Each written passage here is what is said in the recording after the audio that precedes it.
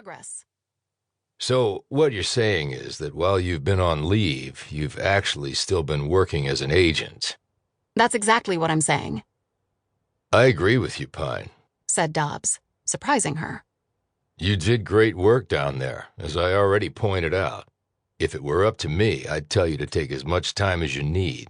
But while I'm the top agent in Arizona, I do have people above me, Pine. A lot of them. And there have been grumblings about the Bureau. I didn't think I was that important, said Pine sharply. And who's complaining? Let me point it out, then. I've got 2 agents on rotation, covering for you in Shattered Rock, even though they've got their own assignments. They're not happy about that because they've got no backup, which you apparently enjoy, but they don't. And I've also had to redirect admin resources there because Carol's with you.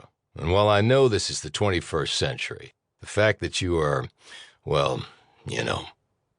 You mean the fact that I'm a woman, that the guys don't think I'm carrying my weight? They think you're getting special treatment. And, in fact, you are. I've had more than a few complaining that they've all got problems, but they still have to get up and go to work every day. So what's the deal with you? Pine barked. You were the one to tell me to work out this issue if I wanted to keep working at the Bureau. And the only way I can do that is to find my damn sister. Blum put a calming hand on Pine's arm. Dobbs said, I will take into account your natural anger, but just keep in mind who the hell you're talking to, Pine. Pine took a long breath. I just need a little more time, sir. A few more days. Dobbs didn't say anything for so long that Pine was afraid the man had hung up. Trenton, New Jersey, huh? Yes, said Pine quietly. Funny thing, Pine. I started out in Trenton more years ago than I can remember. It was going through some challenging times back then. It's going through more challenging times right now. He paused. Okay, a few more days. If you need any backup or info, dial up the guys there and tell them Clint Dobbs said it's okay. They won't believe you, but they'll believe it when I tell them it's true. Pine glanced at Blum with wide eyes. I was not expecting that. I wasn't expecting to say it, Pine. The offer just popped into my head. But I need to make this point as clear as I can. You have to finish this and come home. You got that? The Bureau pays your salary to work for them. I know I told you to go after this to get your head straight, but at the end of the day, that's your problem, not mine. And you're not the only agent I have to deal with, okay? I got hundreds of them, and they all got problems. You got that?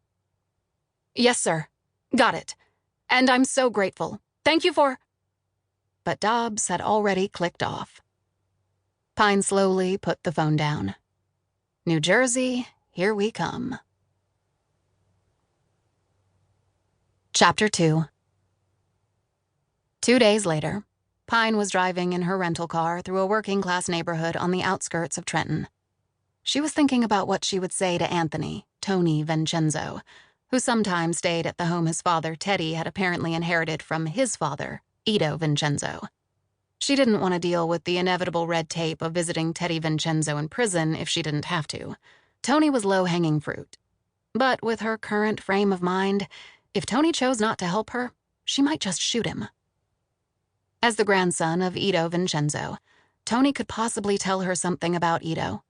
Hopefully where he currently was, if he was still alive. And that might lead to mercy, which was why she was here after all. The road to mercy had been long and tortuous, and some days the destination seemed as unreachable as the summit of Mount Everest. But now that Pine finally had a breakthrough in the case, she was going for it. And if it took her longer than a few days, so be it. Pine had been compelled to hunt for her sister after a disastrous encounter with a pedophile who had kidnapped a little girl in Colorado. Her rage, fueled by the memory of her own sister's abduction, had resulted in Pine's almost beating the man to death and breaking every rule the Bureau had. Clint Dobbs had given her an ultimatum: resolve her personal issues about her sister, or find another line of work. But now she didn't need any motivation from Dobbs, or anyone else. Now she would willingly chuck her...